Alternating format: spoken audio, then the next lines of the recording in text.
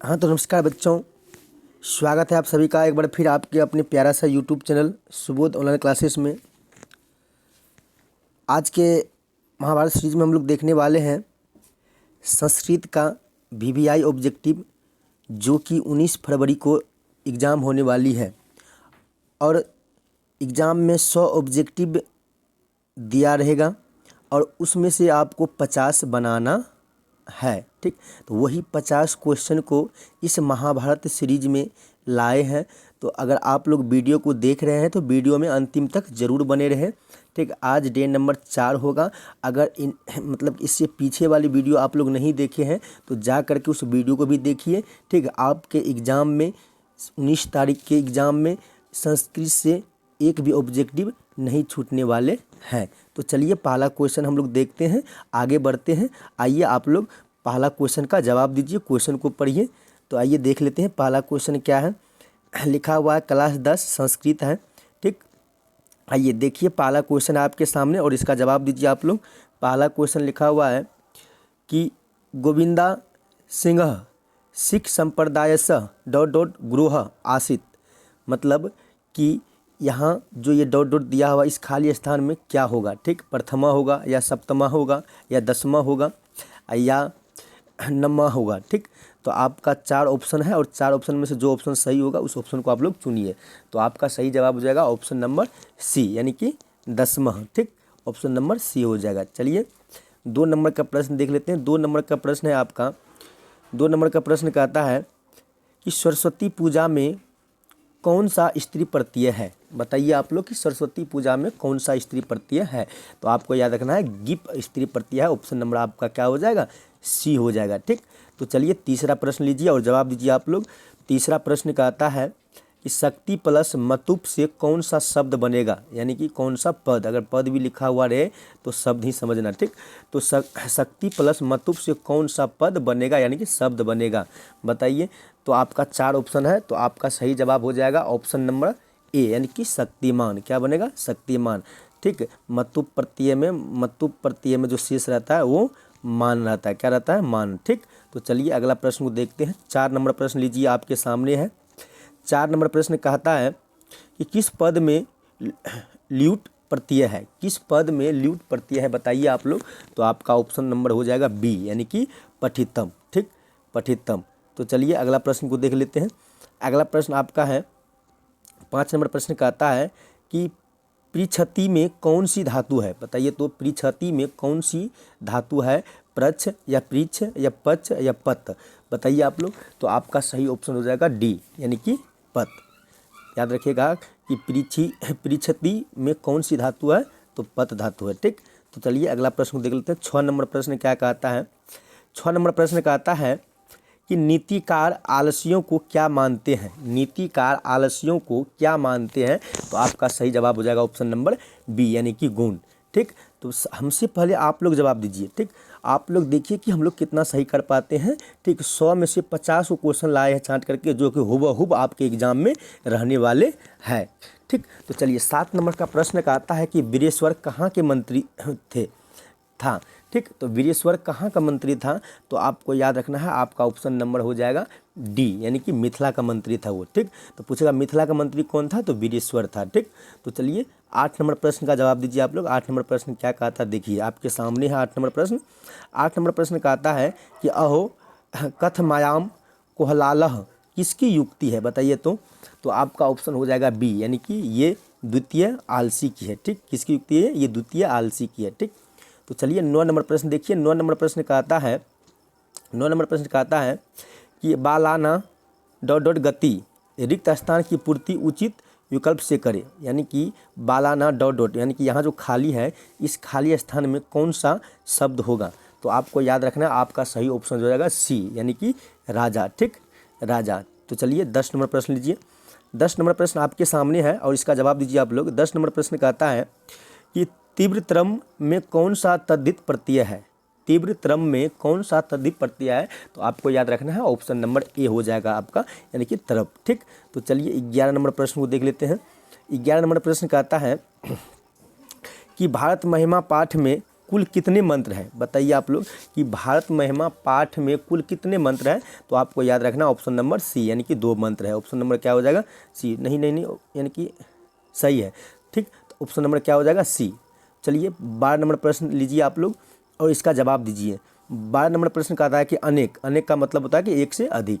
तो अनेक पदों का संक्षेप क्या कहलाता है? बताइए तो अनेक पदों का संक्षेप क्या कहलाता है? तो आपको याद रखना आपका ऑप्शन नंबर हो जाएगा सी, यानी कि प्रत्यय कहलाता है। क्या कहलाता है? प्रत्यय कहलाता है, ठीक। तो चलिए 13 नंबर प्रश्न देखिए और 13 नंबर प्रश्न का जवाब दीजिए आप लोग।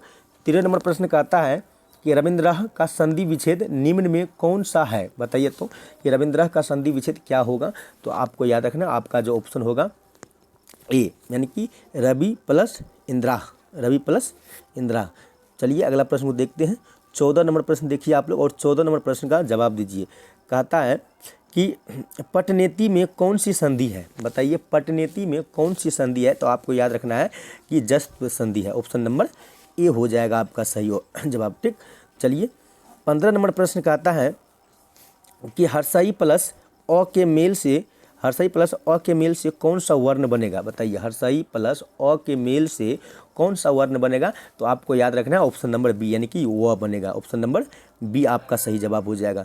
तो चलिए 16 नंबर का प्रश्न देखिए और 16 नंबर का प्रश्न का जवाब आप लोग दीजिए। 16 नंबर का प्रश्न कहता है कि 10 आन नानी यस तस्य का समस्त पद क्या होगा? 10 आन नानी यस तस्य का समस्त पद क्या होगा?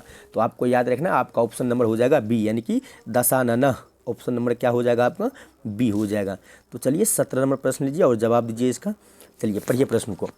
कहता है कि संप्रदान कारक में कौन सी विभक्ति होती है? बताइए तो कि संप्रदान कारक में कौन सी विभक्ति होती है? तो आपको याद होगा कि आपका ऑप्शन नंबर हो जाएगा बी, यानी कि द्वितीय विभक्ति। एक मिनट, आपका ऑप्शन नंबर बी द्वितीय संप्रदान क्रम को करण से, आपका ऑप्शन नंबर बी, ठीक, द्वितीय विभक्ति। चलिए अगला प्रश्न को देख लेते हैं। अगला प्रश्न आपका है कि उन्नयनम में कौन सा उपसर्ग है? उन्नयनम में कौन सा उपसर्ग है? तो आपको याद रखना है आपका सही जवाब हो जाएगा ऑप्शन नंबर सी, यानी कि उत। क्या है? उत। तो चलिए अगला प्रश्न को देखते हैं। अगला प्रश्न आपका है कि राज्ञा राजन शब्द के किस विभक्ति का रूप है? राज्ञा राजन शब्द के किस विभक्ति का रूप है? तो आपको याद रखना है आपका ऑप्शन नंबर हो जाएगा बी, यानी कि षष्ठी विभक्ति का रूप है ये, ठीक। तो चलिए 20 नंबर प्रश्न लीजिए और 20 नंबर प्रश्न का आप लोग जवाब दीजिए। 20 नंबर प्रश्न कहता है कि पा धातु के लट लकार प्रथम पुरुष एक वचन का रूप क्या होगा? यानी कि पा धातु के लट लकार में प्रथम पुरुष होना चाहिए और एक वचन में होना चाहिए, तो इसका रूप क्या होगा? तो आपको याद रखना आपका ऑप्शन नंबर जो हो जाएगा ए, यानी कि पीबीएसटी, ठीक। ऑप्शन नंबर आपका क्या हो जाएगा? ए हो जाएगा। चलिए 21 नंबर प्रश्न को देखिए और 21 नंबर प्रश्न कहता है कि ततत प्लस मध्य में संधि होकर क्या रूप बनेगा? बताइए तो ततत प्लस मध्य में संधि होकर क्या रूप बनेगा, यानी कि कौन सा शब्द बनेगा? तो आपको याद रखना है आपका ऑप्शन नंबर हो जाएगा ए, यानी कि ततम ध्येय। ऑप्शन नंबर क्या हो जाएगा? ए, ठीक। चलिए 22 नंबर का प्रश्न देखते हैं। 22 नंबर का प्रश्न कहता है कि परोपकारः में किन किन वर्णों में संधि हुई है? परोपकारः में किन किन वर्णों में संधि हुई है? तो आपको याद रखना है आपका सही ऑप्शन हो जाएगा सी, यानी कि आ प्लस ओ के मिल से ये संधि हुई है, ठीक। तो चलिए 23 नंबर प्रश्न को देखिए और जवाब दीजिए आप लोग। 23 नंबर प्रश्न क्या कहता है? 23 नंबर प्रश्न कहता है कि जता जिन धारा ऋषिः डॉट डॉट अब गाहेन्ते रिक्त स्थान की पूर्ति उचित पद से करे। तो आपको याद रखना है यहाँ जो उचित पद होगा ऑप्शन नंबर आपका हो जाएगा सी, यानी कि मंदाकिनीनम, ठीक। ऑप्शन नंबर आपका क्या हो जाएगा? सी हो जाएगा। तो चलिए 24 नंबर प्रश्न देखिए। 24 नंबर का प्रश्न कहता है कि सरस्वती का कुलगिरी किस नगर को कहा गया है? बताइए तो सरस्वती का कुलगिरी किस नगर को कहा गया है? तो आपको याद रखना होगा आपका ऑप्शन क्या होगा? ए, यानी कि पटना को कहा गया है, ठीक।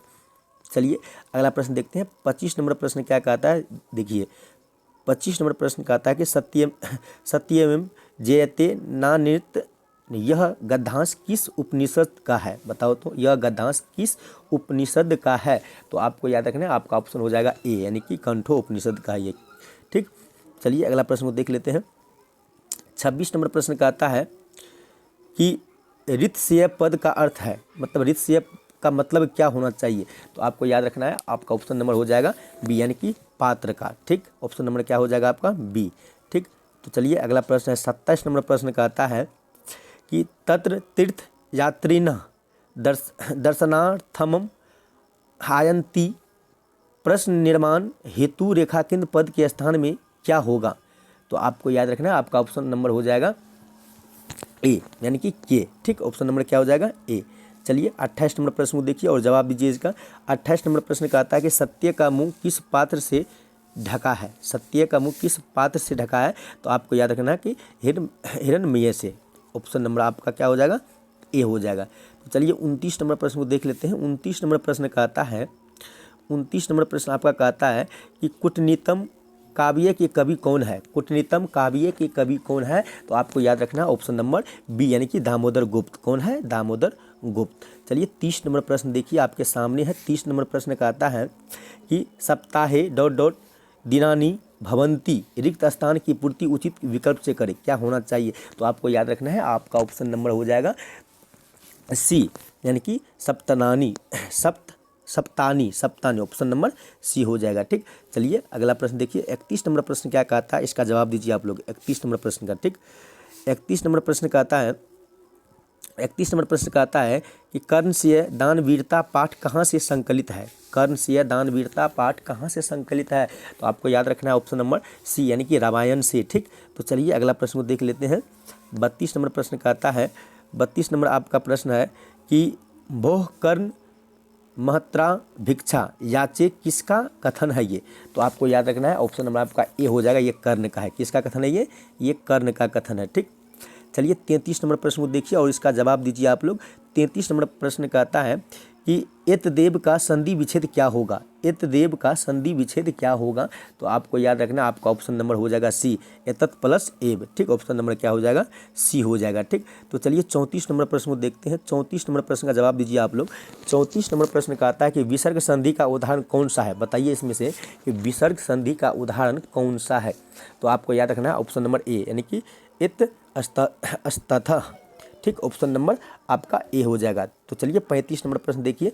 35 नंबर प्रश्न का आता है कि अशांति किस समाज का उदाहरण है? अशांति किस समाज का उदाहरण है? तो आपको याद रखना ऑप्शन नंबर बी, यानी कि अवयवी भाव समाज का ये उदाहरण है। ठीक, अगला प्रश्न देख लेते हैं। अगला प्रश्न आपके सामने है। अगला प्रश्न का आता है कि सह के योग में कौन सी विभक्ति होती है? सह के योग में कौन सी विभक्ति होती है? तो आपको याद रखना है, आपका ऑप्शन नंबर सी हो जाएगा, द्वितीय विभक्ति होती है। ठीक, तो चलिए अगला प्रश्न देखते हैं। 37 नंबर प्रश्न देखिए आपका। 37 नंबर प्रश्न का आता है कि अवेरन करुणाय मैत्री भावे च ... शांति भवती रिक्त स्थान की पूर्ति उचित विकल्प से करे। तो आपका सही ऑप्शन हो जाएगा ऑप्शन नंबर ए, यानी कि वेत्स्य। ऑप्शन नंबर क्या हो जाएगा? ए। ठीक, तो चलिए 38 नंबर प्रश्न देखिए। 38 नंबर प्रश्न का आता है कि न्याय दर्शन के प्रवर्तक आचार्य कौन है? न्याय दर्शक के प्रवर्तक आचार्य कौन है? तो आपको याद रखना ऑप्शन नंबर ए, यानी कि जैमिनी। कौन है? Jaimini, option number A. ठीक, तो चलिए अगला प्रश्न को देख लेते हैं।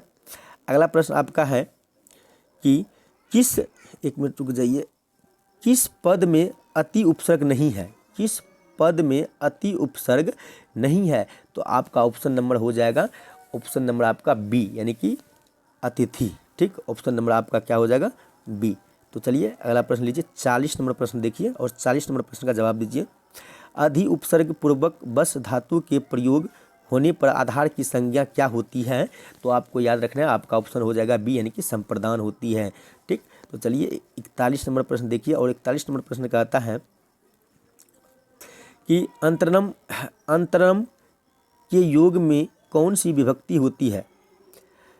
अंतरम के योग में कौन सी विभक्ति होती है? तो आपको याद रखना ऑप्शन नंबर बी, यानी कि पंचमी विभक्ति होती है। ठीक, चलिए 42 नंबर प्रश्न को देखते हैं। 42 नंबर प्रश्न का आता है कि आसित किस लकार का रूप है? बताइए तो आसित किस लकार का रूप है? तो आपको याद रखना ऑप्शन नंबर डी, यानी कि विधिलिंग लकार का रूप है। ठीक, तो चलिए अगला प्रश्न देख लेते हैं। 43 नंबर प्रश्न कहता है युवाम पद का मूल रूप निम्न में से कौन है? युवाम पद का मूल रूप निम्न में से कौन है? तो आपको याद रखना है, आपका ऑप्शन नंबर हो जाएगा सी, यानी कि एतत्। ऑप्शन नंबर क्या हो जाएगा? सी हो जाएगा। ठीक, तो चलिए 44 नंबर प्रश्न को देखिए। 44 नंबर प्रश्न कहता है कि नीति श्लोकाः पाठ में कितने पद है? नीति श्लोकाः पाठ में कितने पद है? तो आपको याद रखना है, आपका ऑप्शन नंबर हो जाएगा डी, यानी कि 12। ठीक, तो चलिए अगला प्रश्न को देख लेते हैं। 45 नंबर प्रश्न कहता है, एक मिनट रुक जाइए, कहाँ चल गया?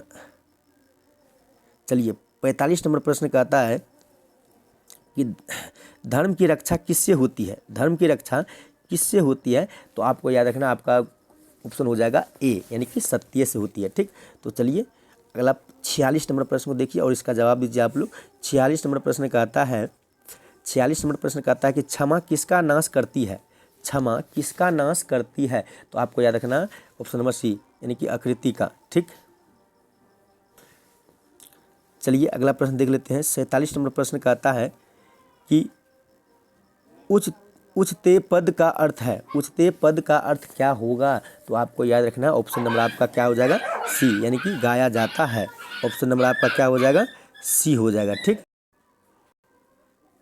तो चलिए अगला प्रश्न को देख लेते हैं। 48 नंबर प्रश्न लीजिए और इसका जवाब दीजिए आप लोग। 48 नंबर प्रश्न कहता है, 48 नंबर प्रश्न कहता है कि कर्मवीर कथा में प्रशासन के क्षेत्र में कौन लोकप्रिय हुआ है? तो आपको याद रखना है, आपका ऑप्शन हो जाएगा सी, यानी कि राम प्रवेश राम के गुरु। ठीक, ऑप्शन नंबर सी आपका सही जवाब हो जाएगा। चलिए 49 नंबर प्रश्न लीजिए और इसका जवाब दीजिए आप लोग। 49 नंबर प्रश्न कहता है कि भीखनटोला गांव से प्रशासन द्वारा स्थापित प्राथमिक विद्यालय कितनी दूर था? तो आपको याद रखना है, ऑप्शन नंबर आपका हो जाएगा डी, यानी कि 2 कोस। ऑप्शन नंबर क्या हो जाएगा आपका? डी हो जाएगा, यानी कि 2 कोस। ठीक, 2 कोस। चलिए आगे देखते हैं। अगला प्रश्न है आपका कि छात्रानाम डॉट डॉट तपः रिक्त स्थान की पूर्ति उचित विकल्प से करें। तो आपका सही जवाब होगा, याद रखिएगा, option number D. Option number आपका हो जाएगा डी। ठीक, तो चलिए हम लोग आज 50 क्वेश्चन देखे हैं और इस 50 क्वेश्चन को अगर आप देख लिए हैं तो आपके एग्ज़ाम में यहाँ से एक भी क्वेश्चन नहीं छूटने वाले हैं। तो बताइए आप लोग 50 में कितना जवाब दिए हैं। ठीक, तो चलिए अगर वीडियो अच्छा लगा है तो वीडियो को लाइक कीजिए और अपने दोस्तों में भी इस वीडियो को शेयर कीजिए। ठीक, तो चलिए मिलते हैं नेक्स्ट वीडियो में, तब तक के लिए जय हिंद जय भारत।